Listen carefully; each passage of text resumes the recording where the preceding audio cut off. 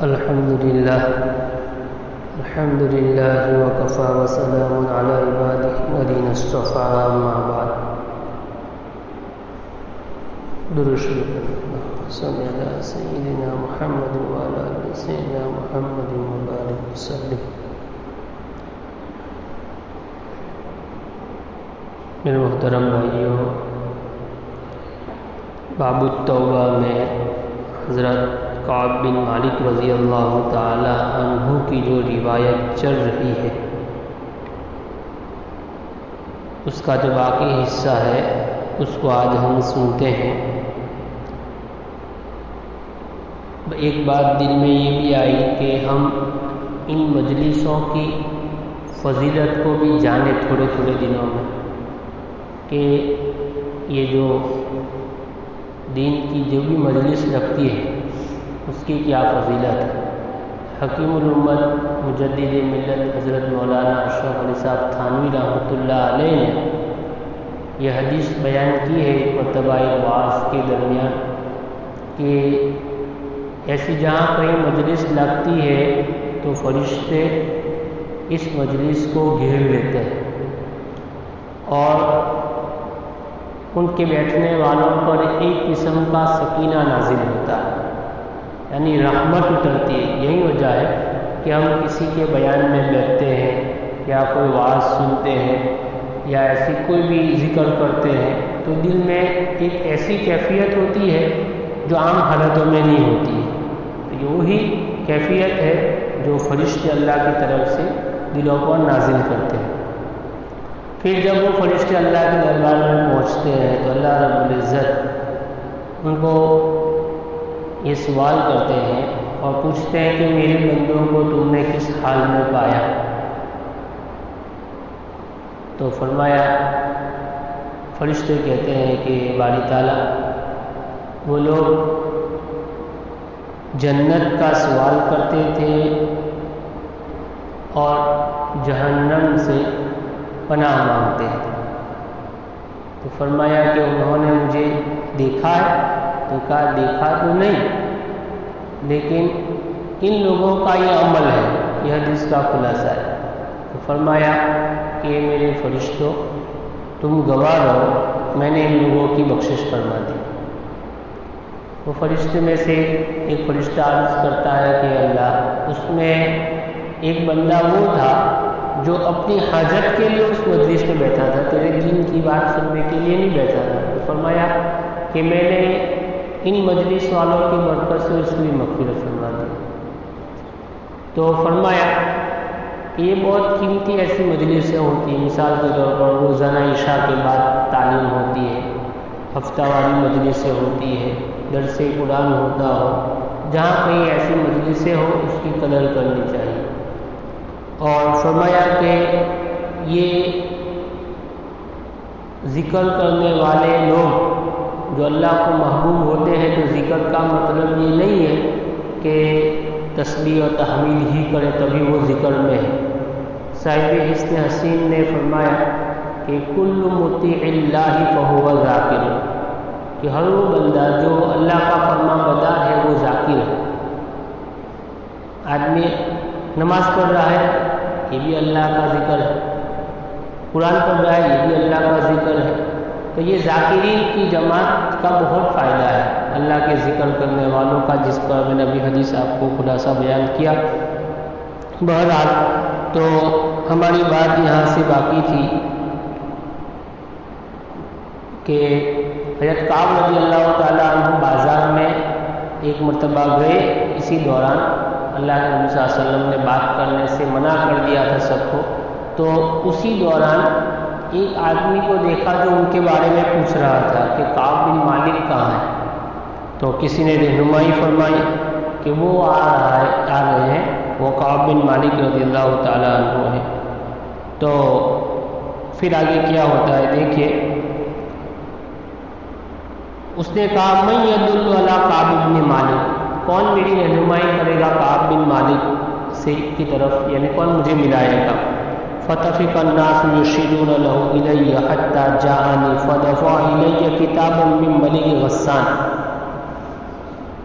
فرمایا کہ لوگ میری طرف اشارہ کرنا شروع ہو گئے اور کہا کہ وہ جو ہے وہ کعب بن مالک ہے، یہاں تک کہ وہ آدمی میرے پاس آیا اور اس کے ہاتھ میں ایک رقعہ تھا، ایک خط تھا، کاغذ تھا جو ملک غسان کی طرف سے تھا، غسان کے بادشاہ نے ان کے نام سے بھیجا تھا، کعب بن مالک۔ اب کیوں بھیجا آگے دیکھو آپ، وَكُنْتُ كَاتِبًا، اور میں تو لکھنے پڑھنے والا آدمی تھا، مجھے سب معلوم تھا کہ اس میں کیا لکھا تھا، میں پڑھنا جانتا تھا۔ فَقَرَأْتُهُ، تو میں نے اس خط کو پڑھا، اس میں جو تھی بات، فَإِذَا فِيهِ، تو اس میں یہ مضمون تھا، اما بعد فَإِنَّهُ قَدْ بَلَغَنَا أَنَّ صَاحِبَكَ قَدْ جَفَاكَ، وہ ملک غسان لکھتا ہے کہ ہمیں تو یہ معلوم ہوا ہے، ہمیں یہ بات پہنچی ہے کہ آپ کے دوست نے یعنی جناب نبی پاک صلی اللہ علیہ وسلم نے آپ کے ساتھ بے وفائی کی ہے، آپ تو ان کے اوپر اتنے من مٹتے ہیں اور وہ تو آپ سے ناراض ہو گئے، آپ کو نکال دیا، اور نکالا نہیں، سب کو نہ کہہ دیا کہ ان کے ساتھ کوئی بات نہیں کرے۔ وَلَمْ يَجْعَلَكَ اللَّهُ بِدَارِ هَوَانٍ وَلَا وَضِيعَةٍ، اور حال یہ ہے کہ اللہ پاک نے آپ کو نہ ذلت کے مقام میں رکھا ہے، نہ آپ کو ضائع کیا ہے۔ فَالْحَقْ بِنَا نُوَاسِيكَ، آپ ایک کام کرو، ہماری جماعت میں مل جاؤ اور ہم آپ کی عزت کریں گے، ہم آپ کا اکرام کریں گے، کیونکہ ملک غسان اللہ کے نبی صلی اللہ علیہ وسلم کا دشمن تھا، تو کہا کہ آپ ان کو چھوڑ دو، مدینہ کو چھوڑ دو اور ہمارے پاس آ جاؤ اور ہم آپ کی عزت کریں گے۔ مطلب یہ ہے کہ ہم آپ سے فائدہ اٹھا کر نعوذ باللہ اللہ کے نبی صلی اللہ علیہ وسلم کو نقصان پہنچائیں گے۔ یہ خط میں مضمون تھا، جیسے ہم لوگ کرتے ہیں، ہمارا کوئی دوست ہوتا ہے، ہم سے ناراض ہو جاتا ہے یا ہم اس سے ناراض ہو جاتے ہیں، تو ہمارا جو دشمن ہے وہ موقع کا فائدہ اٹھا لیتا ہے اور کہا کہ یار تمہارا اتنا بڑا تعلق ہے ان کے ساتھ، اتنا لمبا چوڑا تم نے بزنس کیا ان کے ساتھ، اور آج جب تمہارا بزنس بہت اوپر چلا گیا تو اب جو ہے اس نے تم کو الگ کر دیا، ایک کام کرو میرے ساتھ پارٹنرشپ میں آ جاؤ۔ اب یہ دشمنی شروع تھی اور ایک دوسرے کو ایسا نقصان پہنچاتے ہیں کہ الرحمن الحفیظ۔ اور یہاں بھی ایسا ہی ہے، دیکھیے آج سے 1400 سال پہلے کہا کہ ہمارے ساتھ آ جاؤ، ہماری جماعت میں مل جاؤ، ہمارے پارٹنر میں مل جاؤ، ہم جو ہے آپ کی مدد کریں گے۔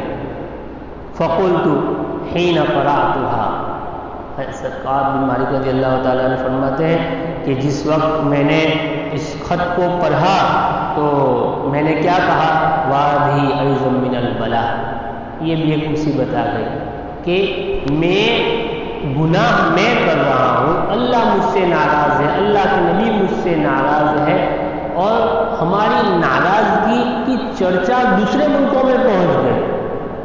ہائے اللہ، کتنا بڑا میں گنہگار کہ میری گناہ کی بات کہ یہ لوگ مجھ سے ناراض ہو گئے وہاں تک پہنچ گئے، اور آج دشمن مجھے کہتا ہے کہ جناب نبی پاک صلی اللہ علیہ وسلم کی جماعت کو چھوڑ کر ہماری جماعت میں مل جاؤ۔ تو یہ تو بہت بڑی آزمائش آ گئی، تو بہت بڑی آزمائش۔ فَتَيَمَّمْتُ بِهَا التَّنُّورَ فَسَجَّرْتُهَا، تو میں نے اس خط کو اس طریقے سے لیا اور اس کو جو ہے آگ میں ڈالنے کا ارادہ کیا، اور وہاں تندور تھا اس میں ڈال کے اس کو جلا دیا۔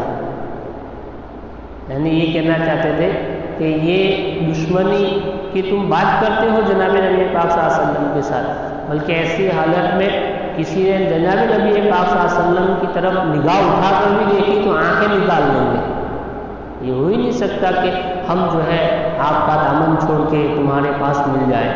حتیٰ اذا مضت 40 من ال50 واستلبث الوحی اذا رسول اللہ صلی اللہ علیہ وسلم یاتینی، اور اسی حالت میں 50 دنوں میں سے 40 دن گزر گئے اور ایک دن ایسا ہوا کہ وہی تو ہوا یہ کہ وحی جو ہے وہ رک گئی، کوئی وحی نہیں آئی، اور اچانک ایک دن رسول اللہ صلی اللہ علیہ وسلم کا ایک قاصد میرے پاس آیا اور کیا کہا، فقال ان رسول اللہ صلی اللہ علیہ وسلم یأمرک ان تعتزل امرأتک، کہ اللہ کے نبی صلی اللہ علیہ وسلم نے فرمایا کہ آپ اپنی بیویوں سے الگ ہو جاؤ، اب بیوی کے پاس بھی نہیں رہنا ہے۔ فقلت، تو ایسا کہنے کے بعد میں نے کیا کہا؟ اطلقها ام ماذا افعل؟ ارے بھائی بتاؤ کہ میں اس کو طلاق دے دوں یا کیا کروں، صرف الگ ہو جاؤں، کیا کروں؟ اللہ کے نبی صلی اللہ علیہ وسلم کو پوچھ لو۔ اب یہاں تو دن بدن اور بندشیں بڑھتی جا رہی ہیں کہ اب بیوی کے پاس بھی بیٹھنا نہیں ہے، بیوی سے الگ ہو جاؤ۔ قال لا بل اعتزلها فلا تقربنها، فرمایا کہ نہیں، طلاق تو نہیں لینا ہے بلکہ ان سے الگ ہو جاؤ اور ان کے قریب بھی مت ہو۔ مطلب اشارہ اس بات کی طرف تھا کہ ان سے مباشرت نہیں کرنی ہے، ان سے ہم مشتری نہیں کرنی ہے، ان سے الگ ہونا ہے۔ وارسل الی صاحبی بمثل ذلک، اور میرے دونوں صاحب کی طرف بھی اسی طریقے کا مسئلہ بھیجا انہوں نے، اور یعنی یہ بات بھیجی۔ فقلت لامرأتی، تو میں نے اپنی بیوی سے کہا الحقی باہلک فکونی عندهم حتی یقضی اللہ فی ھذا الامر، میں نے بیوی سے کہا کہ ایک کام کرو، آپ اپنے گھر چلی جائیں اور آپ جب تک میرے معاملے میں اللہ کی طرف سے کوئی فیصلہ نہیں آئے وہاں تک آپ وہیں رہیں، آپ مجھ سے الگ ہو جائیں۔ فجاءت امرأة ہلال بن امیہ رسول اللہ صلی اللہ علیہ وسلم فقالت له یا رسول اللہ ان ہلال بن امیہ شیخ ضاعف لیس له خادم، اور اسی دوران جو ہے ہلال بن امیہ، کیونکہ وہ بھی پیچھے رہ گئے تھے، وہ بھی غزوہ تبوک میں نہیں گئے تھے، تو وہ آئی، ان کی بیوی آئی اور ان کی بیوی رسول اللہ صلی اللہ علیہ وسلم کے پاس حاضر ہو کر اس نے کہا کہ اللہ کے نبی صلی اللہ علیہ وسلم ہلال بن امیہ وہ تو بہت بوڑھے ہیں، ان کے پاس کوئی خادم بھی نہیں ہے۔ فہل تکرہ ان اخدمہ، کیا آپ یہ ناپسند کرتے ہیں کہ میں اس کی خدمت کروں؟ آپ کو پسند نہیں ہے کہ میں ان کی خدمت کروں؟ اس لیے کہ ان کی خدمت کرنے والے کوئی نہیں تھے، وہ تو آنکھوں سے بھی معذور ہے، دیکھ بھی نہیں سکتے برابر، تو میں کیا کروں؟ خدمت کروں یا نہیں کروں؟ قال لا، نہیں میں اس کو ناپسند تو نہیں کرتا ہوں، بہت اچھا ہے، کرو، لیکن ولیکن لا یقربنک، لیکن یاد رہے کہ وہ آپ سے مباشرت نہیں کرے ان دنوں میں، اب جب تک اللہ کی طرف سے کوئی حکم نہیں آئے وہاں تک آپ ہم مشتری کا کوئی معمول ان کے ساتھ نہیں کرتے ہیں۔ فقالت، اس عورت نے کہا انہ واللہ ما بہ من حرکۃ الی شیء، یہ قسم بخدا ایسی کوئی بات نہیں ان کے معاملے میں، وہ تو بہت بوڑھے ہیں۔ واللہ ما زال یبکی منذ کان من عمرہ ما کان الی یومہ ھذا، اور اللہ کی قسم جب وہ تو جس وقت سے آپ کا یہ معاملہ ہوا ہے اس دن سے لے کر آج تک روتے رہے ہیں، 40 دن تک مسلسل رو رہے ہیں ایک گناہ پر، 40 دن ہو گئے، لیکن آپ ہم بستری کی بات کرتے ہیں کہ آپ ان سے ہم بستر نہ ہو وغیرہ، تو یہ تو کوئی مسئلہ ہی نہیں ہے، لیکن یہ معاملہ تو ان کا ایسا ہے کہ وہ تو گھر کے ایک کونے میں 40 دن سے رو رہے ہیں۔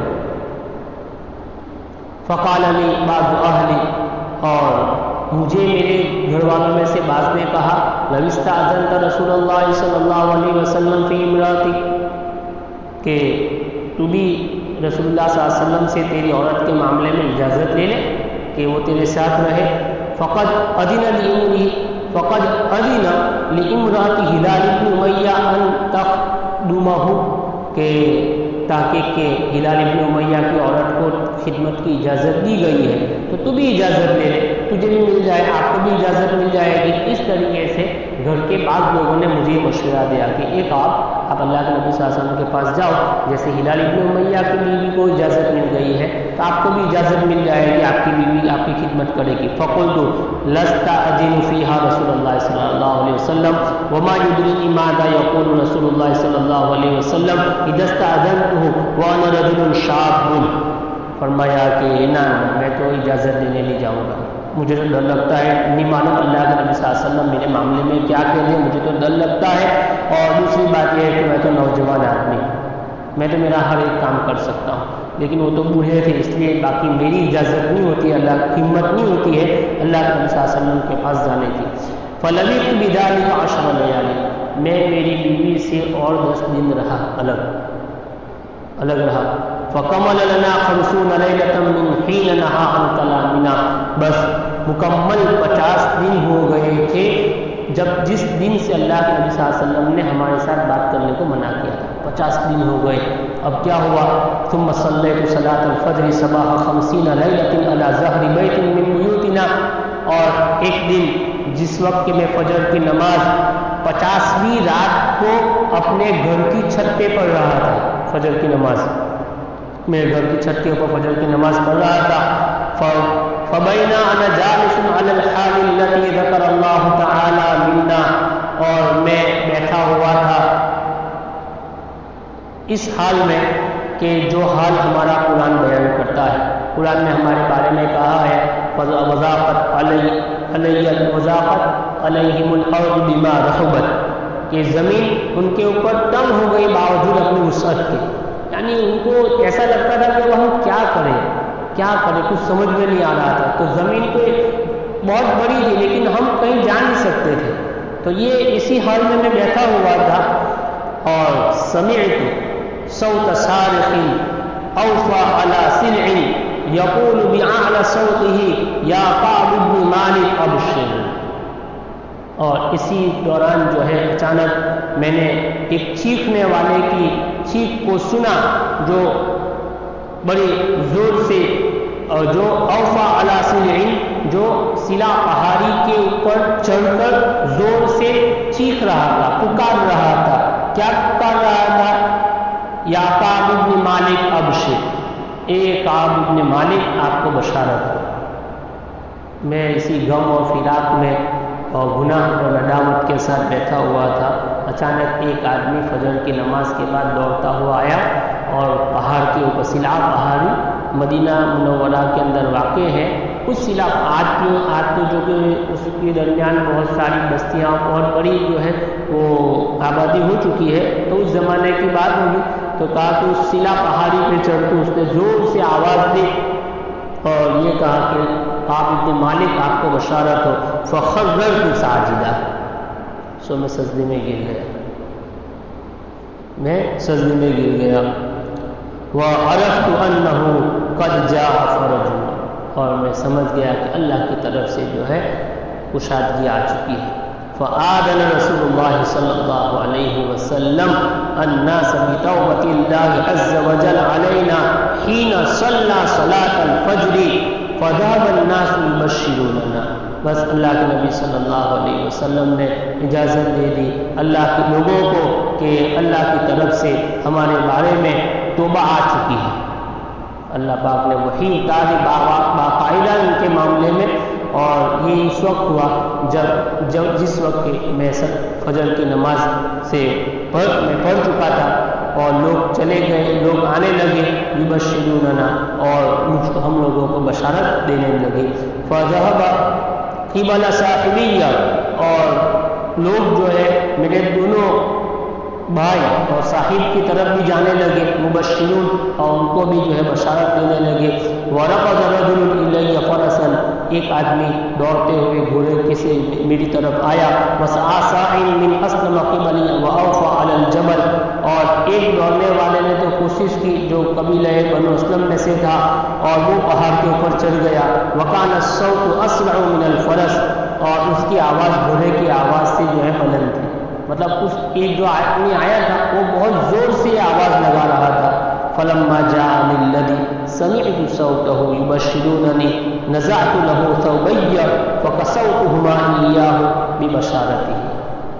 تو میں نے یہ کیا کہ جس وقت میں نے اس کی بات کو سنا بشارت دینے والے کی کہ اللہ پاک نے تمہارے معاملے میں ابھی قرآن کی آیت اتاری ہے اور آپ کو بارے میں فرمایا ہے لقد تاب اللہ، پوری آیت جو ابھی آ رہی ہے وہ پوری آیت اللہ پاک نے آپ کے معاملے میں اتاری ہے. تو میں نے یہ بشارت جب سنی تو میں نے جو کپڑے پہنے ہوئے تھے تو وہ کپڑے اس کو جو ہے ہدیے میں دے دیے. میں نے وہ کپڑے ان کو ہدیے میں دیے. اب آگے صحابی کی حضرت تو دیکھو، واللہ ما املک غیرہما یومئذ، اس وقت ان دو کپڑوں کے علاوہ بھی میرے پاس کوئی چیز نہیں تھی. لیکن مجھے میری توبہ جو اللہ پاک نے قبول کی، مجھ سے جو غلطی ہو گئی اور نبی پاک صلی اللہ علیہ وسلم نے بات چیت کرنا بند کر دیا، اب آسمان سے ہمارے لیے جو بشارت اتری ہے اور توبہ کا جو اعلان ہوا ہے، مجھے اس درجہ خوشی ہوئی کہ سب سے پہلے تو میں سجدے میں گر گیا، اور سجدے میں گرنے کے بعد اس بشارت دینے والے کو جو میں نے کپڑے پہنے ہوئے تھے، میرے پاس 2 ہی جوڑے کپڑے تھے جو میں نے پہنے تھے، 2 چادر ہوگی اور بھی کوئی کپڑا ہوگا جو پہنا ہوگا وہ ان کو دے دیا۔ اور پھر میں نے کیا کیا، وَاسْتَعَرْتُ ثَوْبَيْنِ فَلَبِسْتُهُمَا وَانْطَلَقْتُ أَتَأَمَّمُ رسول اللہ صلی اللہ علیہ وسلم، اور میں نے 2 کپڑے عاریتاً لیے اور اس کو پہن لیے۔ کسی کے پاس گیا میں اور کہا کہ 2 کپڑے مجھے دو، وہ کپڑے تو چلے گئے، میں نے ہدیے میں دے دیے، اب میرے پاس کچھ بھی نہیں ہے، میں جناب نبی پاک صلی اللہ علیہ وسلم کے پاس جانا چاہتا ہوں، مجھے اچھے سے 2 کپڑے دو۔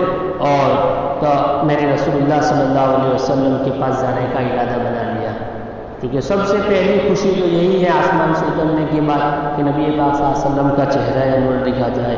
يتلقاني الناس فوجا فوجا يهنئونني بالتوبة ويقولون لي لتهلك توبة الله عليك، اور لوگ جماعت در جماعت آتے تھے، لوگ جماعت در جماعت مجھے ملتے تھے اور مجھے یہ بشارت دیتے تھے، مجھے مبارکباد دیتے تھے اور کہتے تھے کہ اللہ پاک نے آپ کی برات اور آپ کی توبہ کو جو ہے اتارا ہے۔ حتیٰ دخلت المسجد، یہاں تک کہ میں مسجد میں داخل ہو گیا، فَإِذَا رسول اللہ صلی اللہ علیہ وسلم جالس حولہ الناس، اور نبی پاک صلی اللہ علیہ وسلم تشریف فرما تھے اور لوگ ان کے ارد گرد بیٹھے ہوئے تھے۔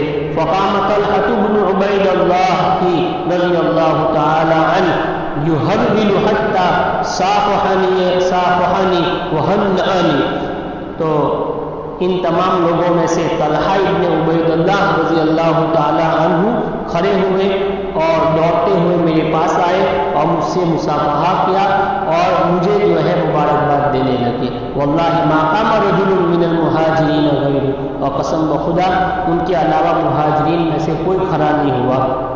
فقان کعب لا ینساها لطلحہ، اور یہ کعب جو ہے قسم بخدا کبھی بھی طلحہ کو نہیں بھولے گا، کبھی بھی طلحہ کو نہیں بھولے گا کہ سب لوگوں میں سے وہی سب سے پہلے دوڑتے ہوئے آئے اور مجھے گلے ملے اور مجھے یہ بشارت دی، میں زندگی بھر ان کو یاد رکھوں گا۔ قال قعب فلما سلمت على رسول الله صلى الله عليه وسلم قال وهو يبرق وجهه من السرور ابشر بخير يوم مر عليك منذ ولدتك امك، تو پھر جب میں نے رسول اللہ صلی اللہ علیہ وسلم کو سلام پیش کیا، حضرت کعب فرماتے ہیں کہ اللہ کے نبی صلی اللہ علیہ وسلم کا چہرہ مارے خوشی کے چمک رہا تھا، خوش ہو گئے تھے اللہ کے نبی، اور کیا فرمایا ابشر بخیر یوم، اور فرمایا کہ کعب جس وقت سے آپ کی ماں نے آپ کو جنا ہے اس وقت سے لے کر آج تک ان دنوں میں سے سب سے بہتر دن آج کا دن تیرے لیے دن آج کا دن تیرا ہے، کہ بہت مبارک دن ہے آج کا۔ فقلت امن عندک یا رسول اللہ ام من عند اللہ، لیکن میں نے جب سوال کیا اللہ کے نبی صلی اللہ علیہ وسلم کو، اللہ کے نبی صلی اللہ علیہ وسلم نے اس کا جواب بھی دیا، لیکن میں آپ کو یہ سوال کرتا ہوں کہ یہ برات اور یہ راضی ہو جانا یہ آپ اپنی طرف سے کرتے ہیں یا اللہ پاک نے کوئی حکم اتارا ہے؟ قال لا بل من عند اللہ عز وجل، تو کہنا میں اپنی طرف سے نہیں کہہ رہا ہوں، اللہ پاک نے آپ کو معاف کر دیا ہے۔ وقال رسول اللہ صلی اللہ علیہ وسلم اذا سر استنار وجهه حتى كأن وجهه قطعة قمر، اور یہ تو آپ صلی اللہ علیہ وسلم کی عادت شریفہ تھی۔